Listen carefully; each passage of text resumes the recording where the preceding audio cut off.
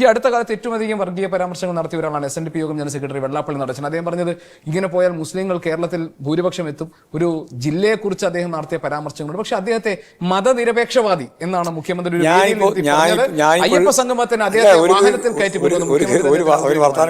എന്താണ് ഈ വർഗീയതയുമായി ബന്ധപ്പെട്ട്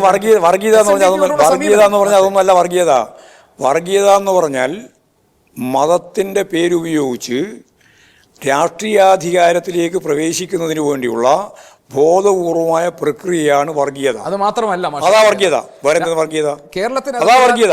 അതില്ലെങ്കിൽ വിശ്വാസമല്ല വർഗീയത. ഇല്ലാതാക്കുന്ന ഏത് ഇടപെടലും വർഗീയതയുടെ ഭാഗമാണ്. വിശ്വാസം അല്ല വർഗീയത. വിശ്വാസിയൊന്നും വർഗീയവാദികളല്ല. വിശ്വാസികളൊന്നും വർഗീയവാദികളല്ല. സമൂഹത്തിൽ എല്ലാ വിഭാഗം ജനങ്ങൾക്കും സമാധാനത്തോടുകൂടിയും സഹവർത്തിത്തോടും കഴിയാൻ ഇട നൽകാത്ത തരത്തിൽ ഭിന്നിപ്പ് ഉണ്ടാക്കുന്ന ഇടപെടൽ നടത്തുന്ന ആരും വർഗീയ സ്വഭാവത്തോട്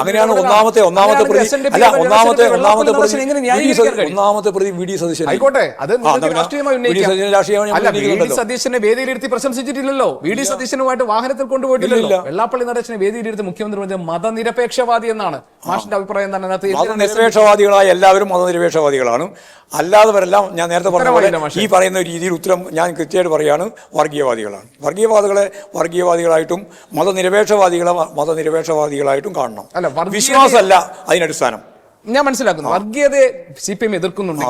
SNDP എങ്ങനെ കൂടെ കൂട്ടാൻ കഴിയും? SNDP ഒരു രാഷ്ട്രീയ പാർട്ടിയല്ലല്ലോ. നിങ്ങൾ വെറുതെ പറഞ്ഞുകൊണ്ടിരിക്കുന്നത്.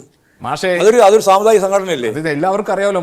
SNDP യോഗം SNDP ആയാലും NSS ആയാലും അതുപോലെ തന്നെ മറ്റു വിവിധ നിരവധി സംഘടനകൾ കേരളത്തിൽ പ്രവർത്തിക്കുന്നുണ്ട്. കൊണ്ടുപോയത് എന്തിനാണ്?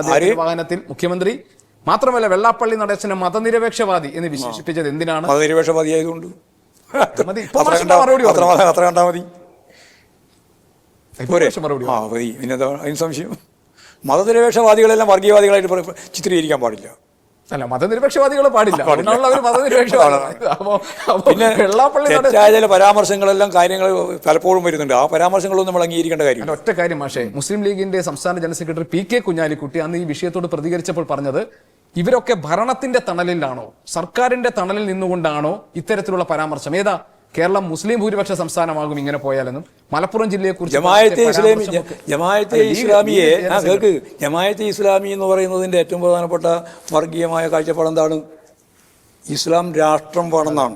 ആ ഇസ്ലാം രാഷ്ട്രം വേണം എന്ന് പറയുന്ന ജമാഅത്തെ ഇസ്ലാമിയെ മുന്നണിയുടെ ഭാഗമായിട്ട് ഉൾച്ചേർത്തിട്ടുള്ള കുഞ്ഞാലിക്കുട്ടി എന്ത് വർഗീയതക്കെതിരെ പറയാൻ അവകാശമുള്ളത്?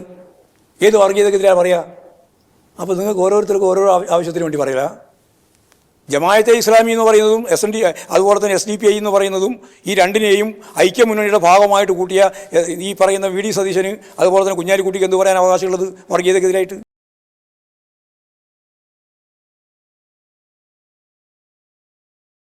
ലോകത്തെവിടെയായാലും ഏത് സമയത്തും 24 വാർത്തകളും ഓഗ്മെന്റഡ് റിയാലിറ്റി പാക്കേജുകളും എക്സ്പ്ലെയിനറുകളും വിശദമായി കാണാൻ ഞങ്ങളുടെ YouTube ചാനൽ നിങ്ങൾക്ക് സബ്സ്ക്രൈബ് ചെയ്യാം.